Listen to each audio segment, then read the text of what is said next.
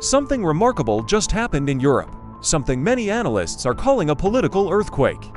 In Ireland, independent left-wing candidate Catherine Connolly has won the presidential election with over 63% of the vote. That number isn't just a victory, it's a message to the European elite, to Brussels, and even to Washington. Europe's people are changing direction. This might look like an isolated national event, but it's not. It's part of a growing pattern across the Western world, a slow, silent rebellion against traditional power structures, media narratives, and the political establishment that has dominated Europe for decades. Catherine Connolly's win wasn't expected by most pollsters or media outlets. For weeks, mainstream commentators framed her as an outsider, an idealist without a real chance. But the voters saw something different. They saw authenticity, independence, a refusal to follow party scripts. Her campaign was simple, but powerful. She focused on social justice, neutral foreign policy, and Irish sovereignty, themes that resonated with citizens who feel disconnected from the European Union's bureaucracy and NATO's military agenda. She openly criticized the West's handling of the war in Gaza and questioned Ireland's growing cooperation with NATO intelligence programs. For ordinary Irish voters, this was refreshing. For the political class in Brussels, it was terrifying. What happened in Ireland isn't unique. Across Europe, a wave of anti-establishment sentiment is rising. In France, Marine Le Pen's right-wing bloc continues to challenge Macron's centrist coalition.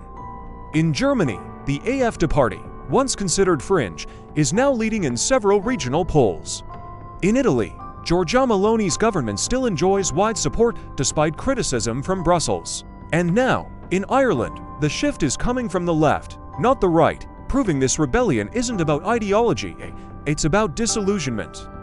The European Union once promised stability and progress, but after years of economic stagnation, migration crises, and wars on Europe's borders, many citizens see Brussels as distant, arrogant, and out of touch. Connolly's win crystallizes that frustration. She represents a rejection of centralized power and the idea that national policy should always align with EU or NATO priorities. For decades, European politics relied on predictability, liberal democracies, moderate parties, steady governance. But that trust has eroded. A 2025 Eurobarometer poll showed less than half of EU citizens trust their national governments. Only 38% believe the European Union represents their interests, the lowest in over 2 decades. The reasons are complex: economic inequality, energy insecurity, and the perception that Europe is becoming dependent, not independent in global affairs. When the Ukraine war dragged on and inflation surged, many Europeans began asking, who's really making decisions here, us or Washington? Connolly tapped into that question perfectly. She didn't campaign as anti-American or anti-European, but as pro-Irish. And that distinction mattered. Europe's dependence on the United States has become a silent fault line. Since the start of the Ukraine war, Washington has reasserted its dominance in European defense policy. NATO expanded, American defense contractors flourished, while Europe faced energy shortages and rising costs.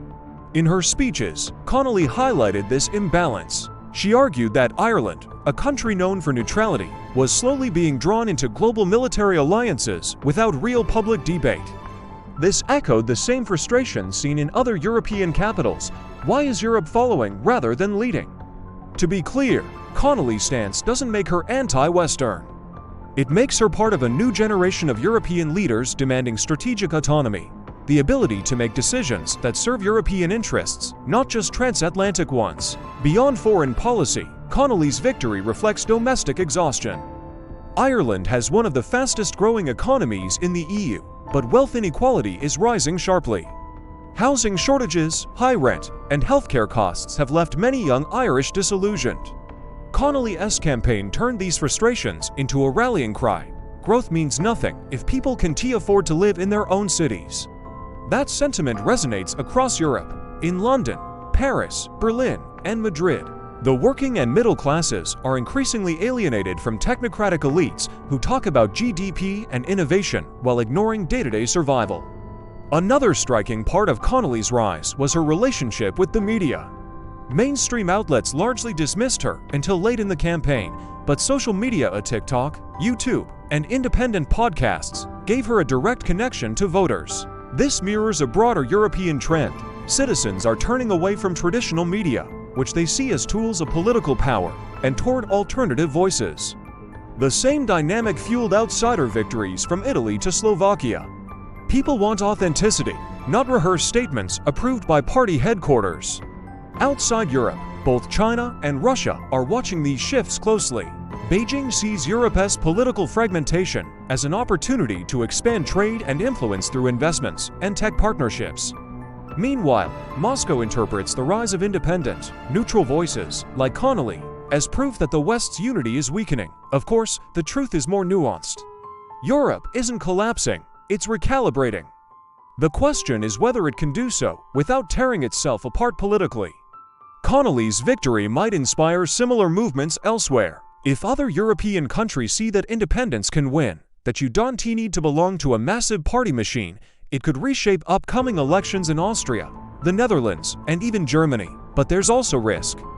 Brussels fears that too many independent movements could fragment the EU's unity at a time when the continent faces major challenges: migration, climate change, defense, and economic competition with China and the US. Still, as Connolly said in her victory speech, democracy isn't about comfort, it's about courage. That courage, the willingness to question, to debate, to diverge, might just be what Europe needs to find its identity again. From Washington to Warsaw, from Dublin to Berlin, we're witnessing a generational transformation.